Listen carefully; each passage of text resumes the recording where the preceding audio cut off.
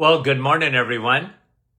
And once again, welcome to another live this morning. Hope you're doing well. Thanks for coming on and joining us this morning. We appreciate you guys big time. So I'll just wait till you get your notifications before we get going to our questions. I might even want to say hello to a few of you. Why not? We do our roll call in the morning. You guys like that? I like it. Lucille and Brahim, you guys have some kind of trick to get near the top. Lisa, how are you? Nice to have you on this morning. And Rosalinda from Niagara Falls, and Lisa, good morning to you. Barishan from Montreal. Brahim, you're showing me your coffee cup. Hi, Carrie. Carrie even has a question for us this morning, I think. Janice, April, how are you? Bonnie, Yvonne, Petawawa, Lorraine in British Columbia, bright and early. Thank you for getting up this morning and watching our program. Nativity, Fran, how are you? Wendy, dear friends to the program. Christine in Fort Worth, Texas. Bonnie in Little Britain. Sandy in Chilliwack, British Columbia. Frida, good morning to you. How are you?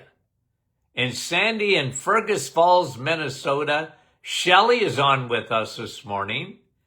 And who else here? Karen, how are you in Peterborough? And Rosa, Montreal.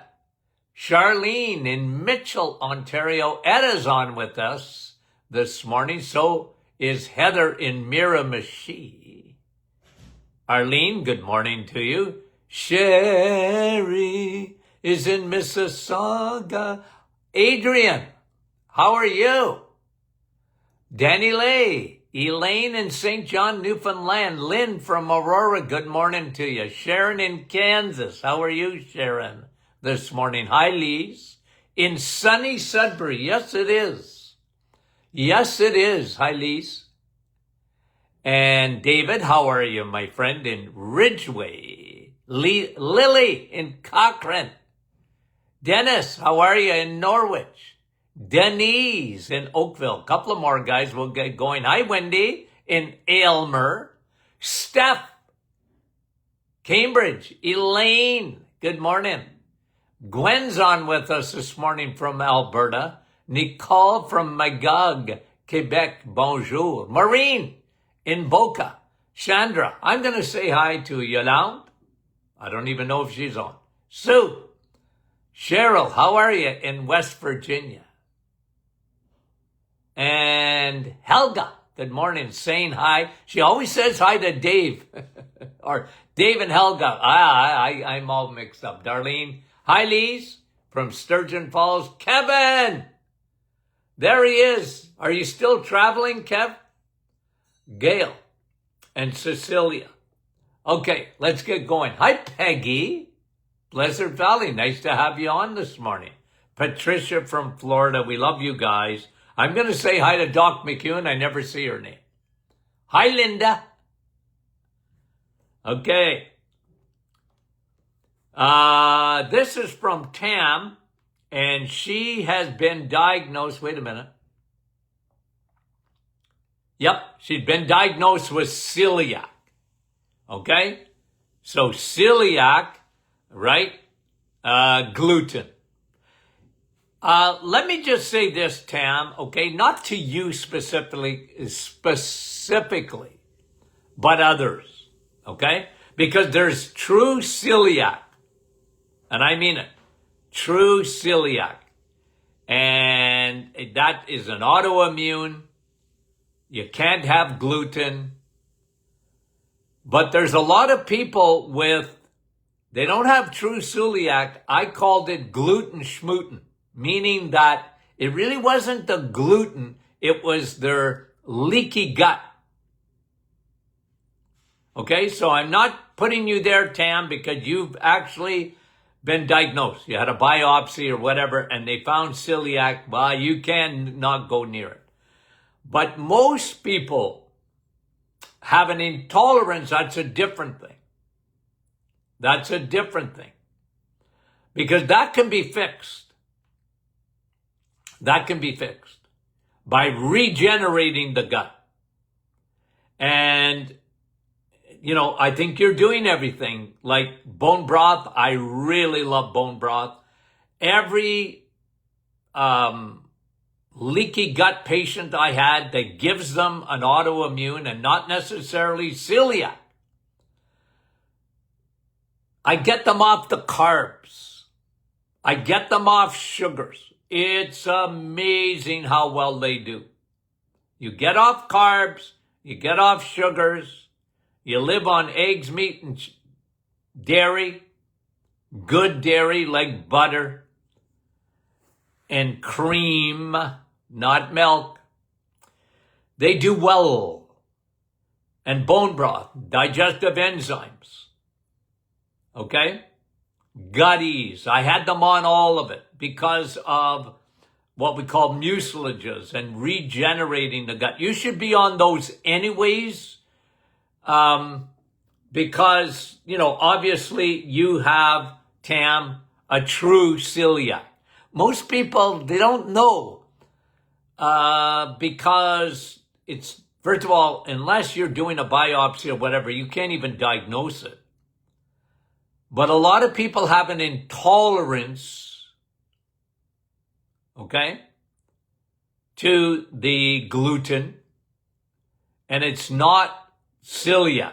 They have an intolerance, but they have an intolerance to a lot of things, and when you regenerate that gut, it makes all the difference in the world, okay? A lot of people in that. But you're doing the right things, Tam. Everything that you're taking, I like. You're doing the bone broth. Let me see. You're on digestive enzymes. You're doing everything right. And you, particularly, you got to avoid, obviously, the gluten. Like, you just can't have it. But most people are intolerant and have a sensitivity to it. That's a different puppy, but you have the true celiac. Okay, Teresa says she's confused.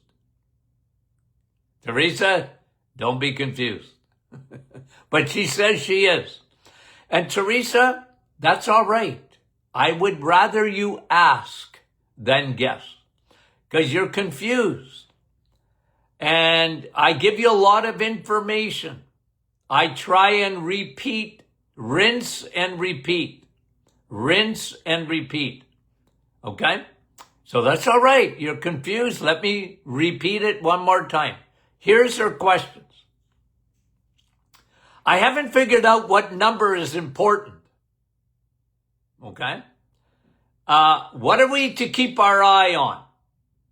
A1C or glucose? Well, A1C is glucose. A1C gives you an answer to how your insulin is. If you want to know, okay, Teresa, A1C, look, somebody else is going to ask me about a specific insulin resistance. We'll talk about that in a minute, okay? But if you're above 5.4 A1C, how do I know this? Well, I was in practice a long time. And A1C, I love A1C. I do. It gives me a lot of information. It looks at your glucose an average of about 2 or 3 months. Okay, that's what A1C is. It's glycated hemoglobin, because sugar attaches itself to your red blood cell. It hooks it. It glycates it. It damages it. Sugar is very damaging. If you don't believe me, you find out. You can take an A1C test. It damages the red blood cell. You can measure it. Don't be confused by that. It gives you an indication. If you're above 5.4, you got insulin problems. You have what we call insulin resistance. Now, there's a more specific way of testing that. Like I said, we'll get to that in a minute. But your doctor might not want to do that because you're not a diabetic. Why do you not want to do that test for it? Okay? It's more expensive and you don't need that. But guys, look, if you want to do a HOMA IR, I'll talk about, like I said, I'm going to talk about it in a minute. But I love A1C. If you look at A1C and you're above 5.4, you're on the Titanic. Don't fool yourself. Okay? Don't fool yourself. It's a measurement of your blood sugar, but it gives you a big indication of what's happening with your insulin at the same time. You got the memo? So don't be confused by it. Okay? I want you to look at that. Now, I'm not done yet because I really want you to, because I emphasize this, Teresa, I emphasize this all the time. Okay? And if you have my book, Sun, Steak, and Steel, I have it on my t-shirt this morning. Sun, Steak, and Steel. Okay? I talk about the tests that you want to look at so you can interpret. You can do it. Is A1C there? You bet your boots. But so is your triglycerides. I want you to look at your HDL. Triglycerides should be low. HDL should be higher than your triglycerides. That tells you about metabolic syndrome. That tells you, because metabolic syndrome is what? It's insulin resistance.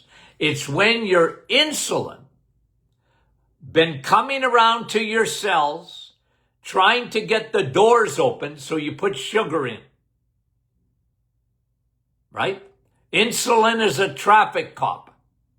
So when you look at your triglycerides, you look at your HDL, your cholesterol, HDL, very specific. Look at that. Look at your A1C. Look at your triglycerides. You can look at your blood sugar, but you got A1C. Okay? These give you great indicators where you're at. You don't have to guess. I used to tell my patients, I don't guess, I test. Okay? I don't guess, I test. And I tell you which tests to look for. So Teresa, do not be confused.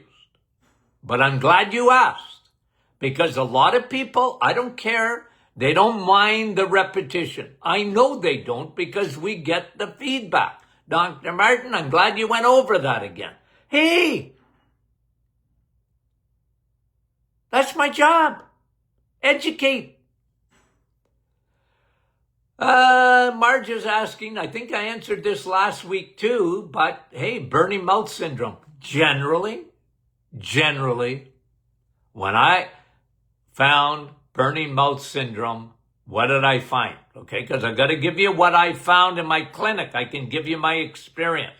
They were low in B12. And when you're low in B12, you're usually low in vitamin D too. They go together. They're both metabolic vitamins. Vitamin D and B12, they go together. Often with burning mouth, they were low in B12. Okay? And I would give them Navitol with the B12. Why? Blood supply. More blood, more blood, more blood. Blood supply. I'm big on that. Okay? A lot of times with burning mouth too, this is what I found. They had a fungal infection. They had leaky gut. They had fungus in the mouth. And your body was trying to get rid of it.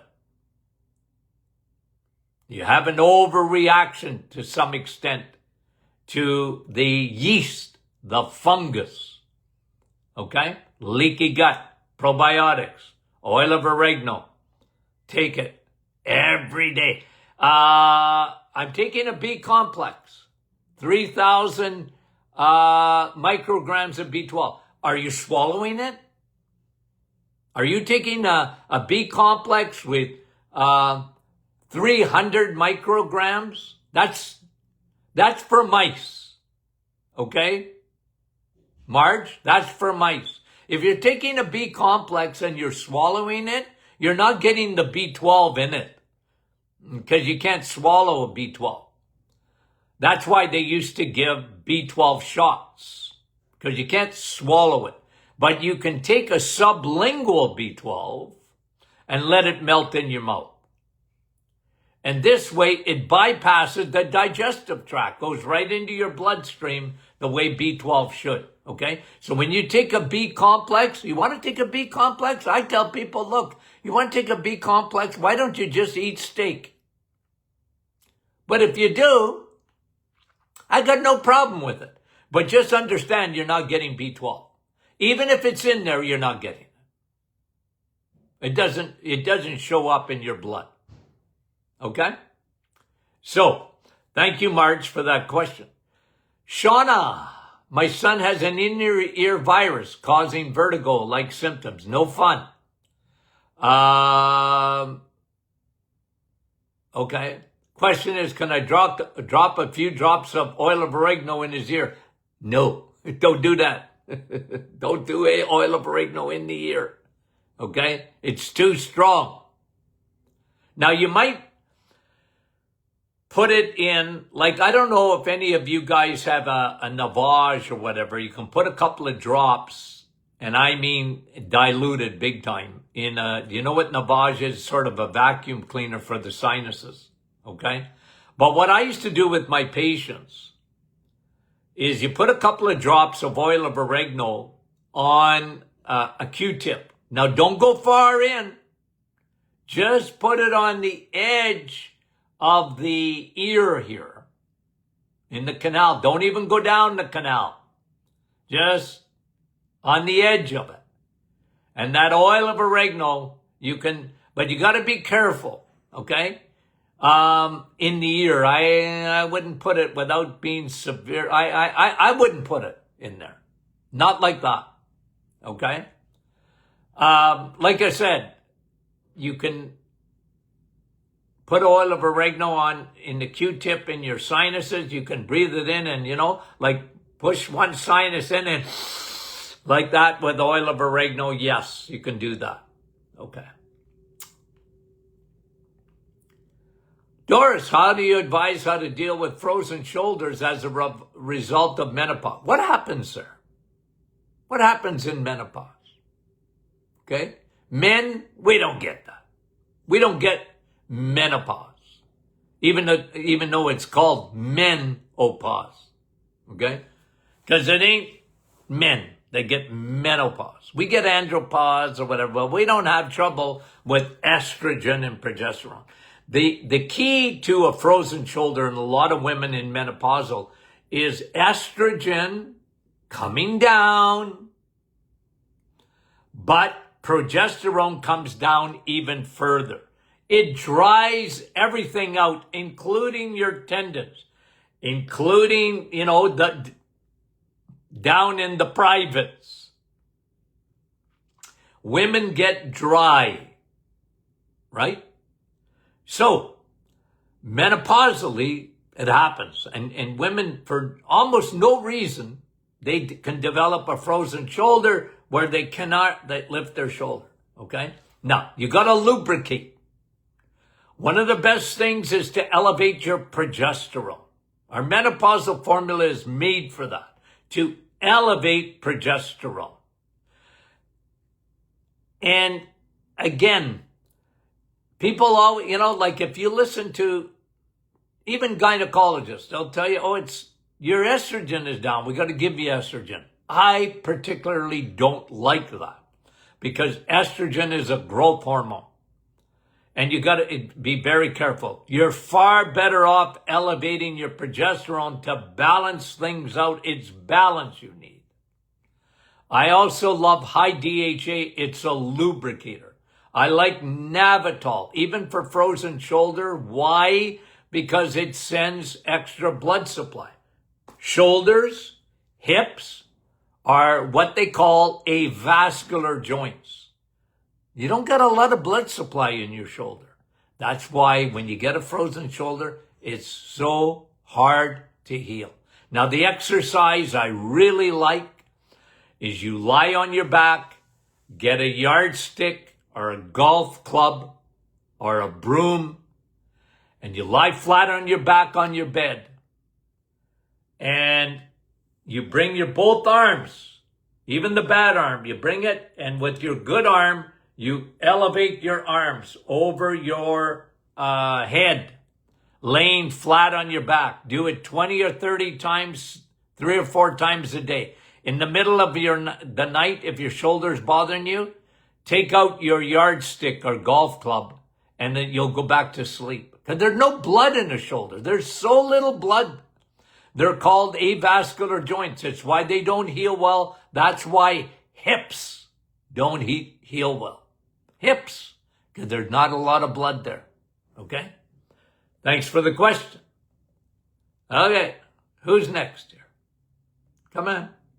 Come on. My computer's frozen. Hold on a minute. Here we go. Here we go. Okay. That was Doris. Thanks, Doris. Marilyn is talking about diverticulosis. Would beef bone broth be helpful? Yep. You got diverticulosis, okay? Should get a picture out of, it'll take me too long to find it. You got diverticulosis is pouches, okay, in the large intestine. And they can get infected by feces getting packed up in there, and seeds and nuts and too much fiber gets packed in there, and you get infected. And the doctor tells you you have diverticulitis. That can be, well, it could be fatal because it can give you sepsis. Then they'll tell you that, oh, you need more fiber. Nah, I'm not big on that. I don't buy that. It's too much fiber. The people that I've seen with diverticulosis are people that eat way too much roughage. They live on it. Salad, chicken and salad. They like their legumes. Because they've been taught, well, I need fiber. They love their cereals. They love their oatmeal. And I go, well, that's the problem. You've been eating too much fiber. And you might have a little bit of weakness to start off with. So, bone broth is excellent. Digestive enzyme. You want food to be broken down before it's on its way out, to be completely assimilated. I love digestive enzyme. When you cut out the sugar, your pH of your stomach, which is too high meaning your pH is elevated, you want a very acidic stomach. People that don't have an acidic stomach are very much more susceptible to diverticulosis. They're not breaking their food down because they don't have the acidity they need. Remember, your stomach should be as acidic as a lion's stomach. When you don't eat enough meat, your pH in your stomach becomes more alkaline. You don't want that. You want to be alkaline through the rest of your body, but not your stomach. That's a big, big problem in diverticulosis. Hey guys, I've been around the block a long time. I've seen thousands of cases of diverticulosis over the years. And I'm telling you, almost invariably, they were big, big fiber eaters. Because they were lied to. I'm not kidding you. And just like spinach gets caught in your teeth, it gets caught in your bowel too.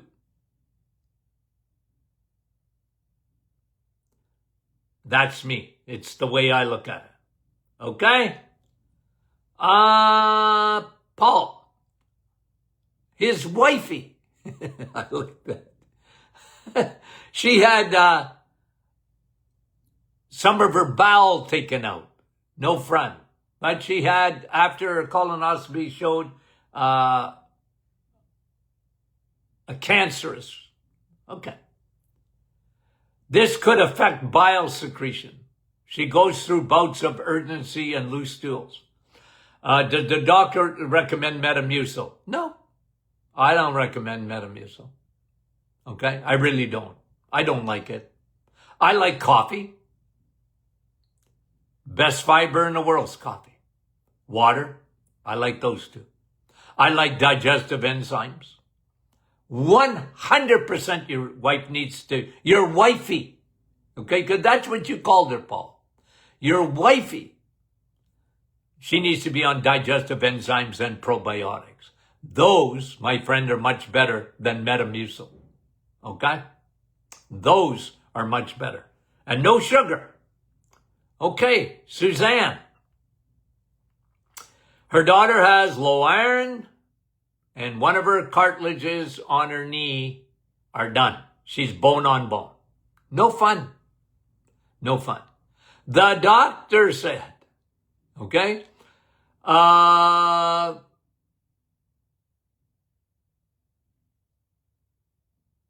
they tell her to be careful with eating fatty meat and liver to elevate low iron because of her high cholesterol.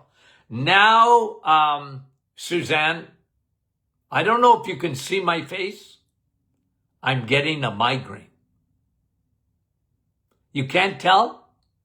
I'm getting a massive headache because your doctor said to her, well, don't eat meat, even though you need it for your low iron because you got high cholesterol. You got high cholesterol.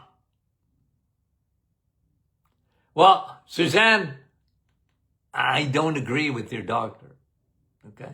You can tell your doctor, I don't agree. Or her doctor.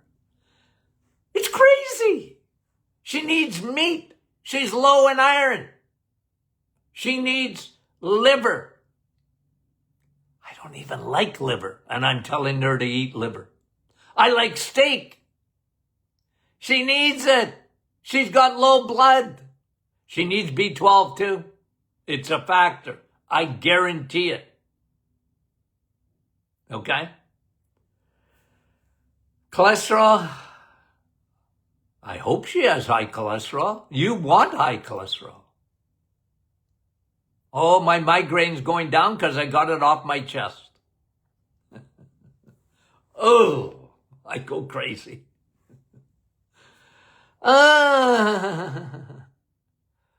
Pia, how are you, Pia?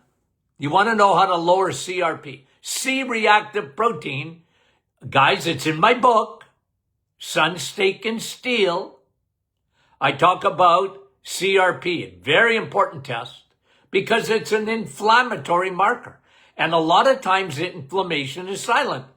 A lot of times you have pain. If you have pain, you have inflammation. Simple as that.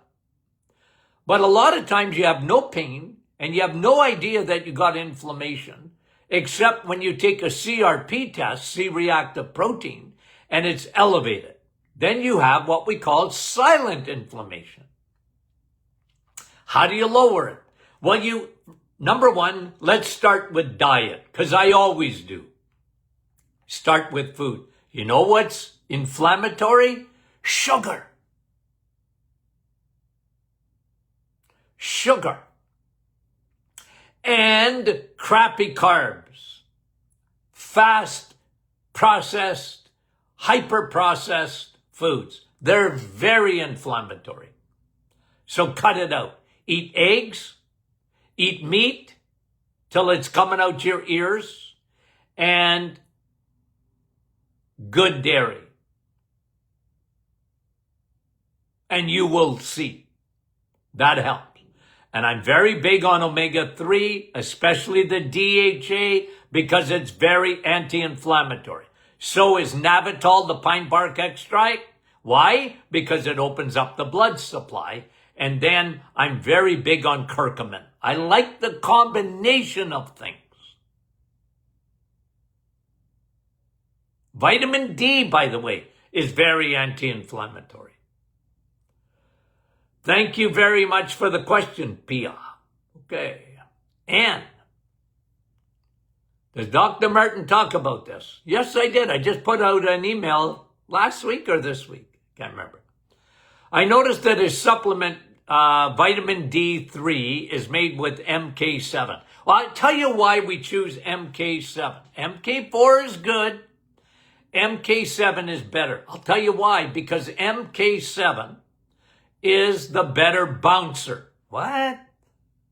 What's a better bouncer? Okay? MK4, K2, guys, okay? K2. When you eat an egg, when you eat meat, and you eat cheese, you get calcium in there. Do I want you to take a supplement of calcium? Nope. I want you to eat your calcium, and when you eat the right things, you get the K2 built right in on it. And what does K2 do? K2 takes the calcium you're eating, let's say an egg or dairy. You know dairy has a lot of calcium. But the K2 is in there to bring the calcium. You don't want it parking in your blood. You want to put it in your bones and your teeth. Okay? And MK7 is a better parking lot attendant. It's better for taking calcium out of your blood vessels, but I love MK4 too. I just like MK7 better because it's a better parking attendant. It's a better traffic cop. It takes the calcium and puts it where it belongs. It takes it out of the bloodstream. You don't want calcium in your bloodstream. It calcifies, hardens the arteries. You don't want that. Merci beaucoup. And Nancy, gluteal tendinopathy, hormonal. Okay, there you go again. You see, ladies? You can get a glute. You know where your glutes are? Your butt. You can get a tendinopathy. No fun. Things are drying out. Okay? But you still need therapy. Okay? You still need therapy. I used to have my patients elevate their progesterone. It really helps. But you got to fix the gluteal tendinopathy. And there's no shortcuts to it. Get a foam roller.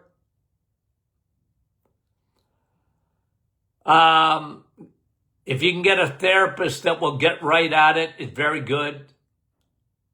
You can use a ball, a softball, a tennis ball, and roll it right on the spot. It can be very helpful. Okay, that was Nancy. You're doing the right thing, Nance. Alfonsina, I remember you. How are you? Her son has developed pretty acute, severe panic attacks. Alfonsina, he needs to be on cortisol formula. He needs to be on cortisol formula. From a natural standpoint. Because, look, in medicine, they'll probably give him, anti-anxiety medication, but those are Band-Aids. You want to have the cortisol because the issue is cortisol. Cortisol is this. Okay? And cortisol, listen, everybody has cortisol.